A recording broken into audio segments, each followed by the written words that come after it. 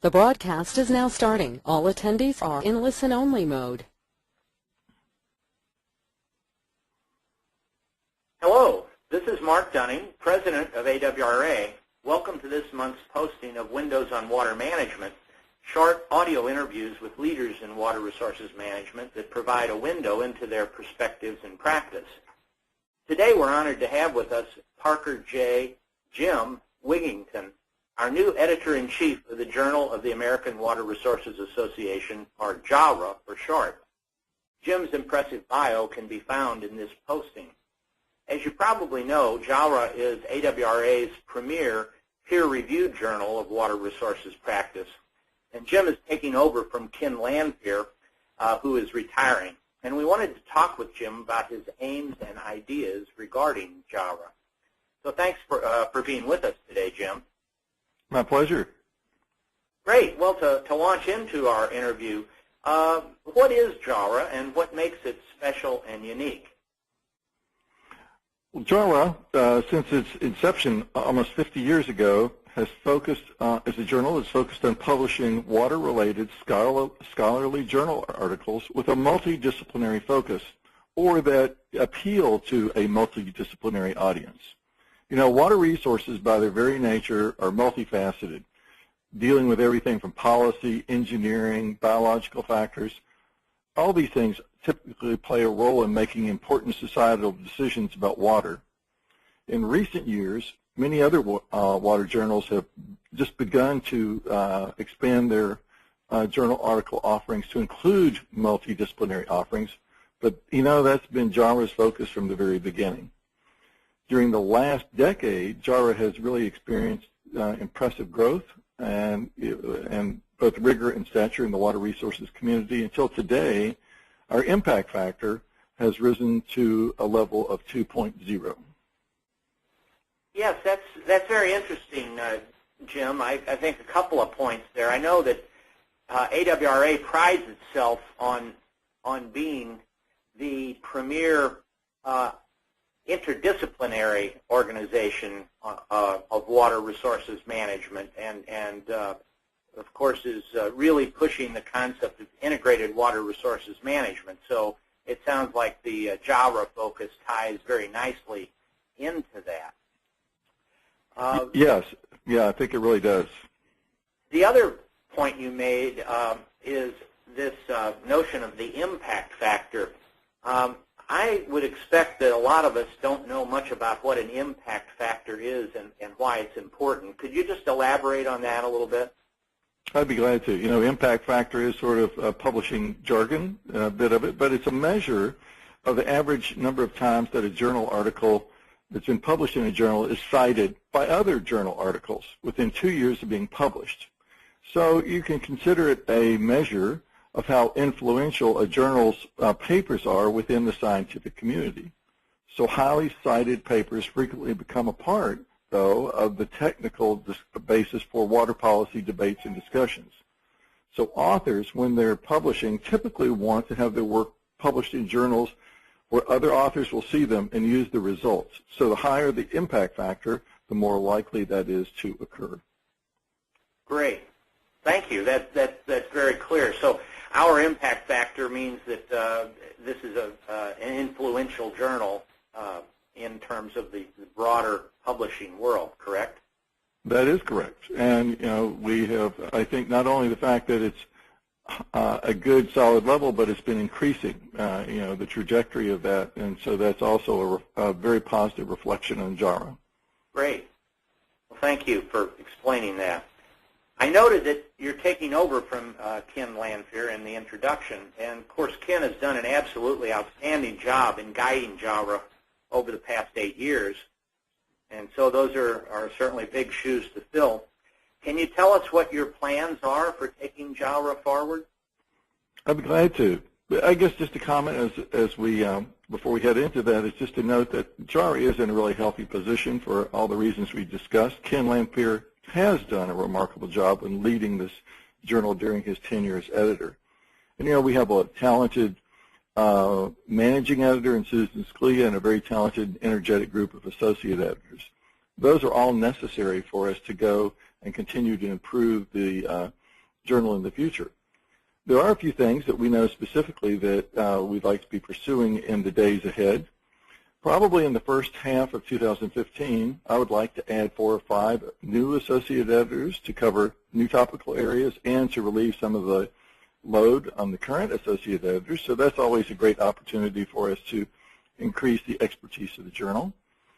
Through AWRA conferences and other venues, we're going to be recruiting featured collections of papers within the journal. And, these are opportunities to have a focus on a given water resources topic and get some of the top people publishing on a collected area. And those features often become very highly cited and researched parts of the journal. Also, we hope to be adding within the next year a new section to the journal that will feature invited commentaries and synthesis papers that will expand our conceptual thinking in a wide range of water issues and disciplines. So I'm very excited about that. Great. Well, that certainly sounds like some additional new innovations that will continue to keep the journal fresh and relevant. That sounds very, very encouraging. Good. Right. You have something else to add? No, I'm sorry. Go ahead. Sure. Well, some listening to this interview may, I hope, be interested in publishing in JAWRA. First, why should they choose JAWRA instead of other worthy journals, and what are some tips for aspiring contributors as to how they might improve their success? Great. Well, we'll take this one at a time. I think as authors are looking at JAWRA, there's a number of reasons why this journal should be particularly appealing. First of all, authors want their published research to have the greatest influence possible, both within the scientific community and in the policy arena and places where decisions are made. JAWRA's audience is great for that. First, we have publishing authors who are from a wide range of water disciplines looking at and using the journal. The impact factor reflects that. And two, water resources policy and decision makers also are reading this journal. And so it's an opportunity for people to get their science into the hands of people who are actually having to make difficult decisions on the ground. JAWRA, through its partnership with Wiley Publishing, is able to reach over 6,000 institutions worldwide through their subscriptions. In 2013 alone, over 180,000 full articles were downloaded. So you can see that we're really being used throughout the globe. We've talked about JAWRA's impact factor growing, and that's a reflection of its increasing stature.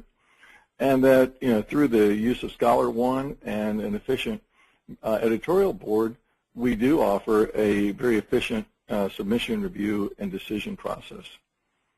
Regarding how one can think about if you're an author wanting to submit a paper and to do that be most effectively, I always like to have, maybe you can start with the submission letter. Always explain, I encourage authors to always explain what's the key new contribution that a journal article can make.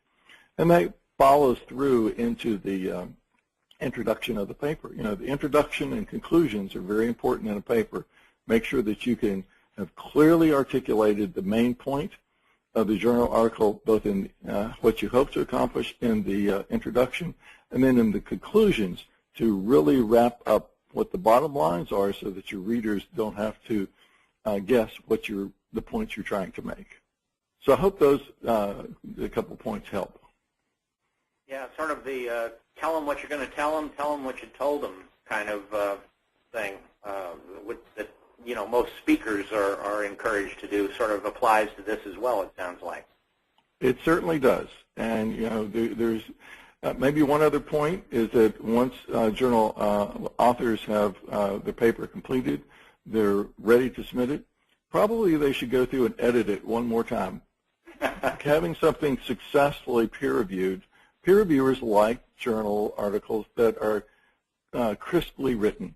And so it's all of us can always improve the writing. The old expression, I would have written less if I'd had more time, applies here.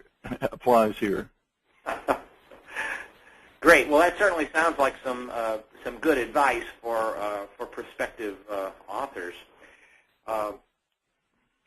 So this has been real interesting, Jim. I think it sounds like you've got the tiller firmly in hand, and you're guiding, preparing to guide JAWRA forward on to bigger and better things. Do you have any final thoughts or takeaways for our listeners? Yeah, yes, I'd just like to say that I'm really excited and honored to be the new editor-in-chief of JAWRA. I think it's a great privilege. I believe we will be publishing the very best in multidisciplinary water science, and I hope our listeners will take the opportunity to check our website for the journal regularly, because there'll be great papers coming out, and that's also where people can see new features that we might be adding. Great. And finding that website, I'm sure you can get that through our AWRA website. Any other information on finding that website? Well, as with Wiley, there's a Wiley online library, and if you just Google Journal of the American Water Resources Association, you'll have both the society site come up and the Wiley online library. So that would be easy to find. Okay, great. Great. Well, Jim, thanks so much for being with us today. We wish you much success in guiding the further growth and development of JAWRA as a leading water resources journal. Thank you very much. It's been my privilege to be here. Great. Well, to everyone, thanks for being with us today on Windows on Water Management. Until next time, this is Mark Dunning signing off.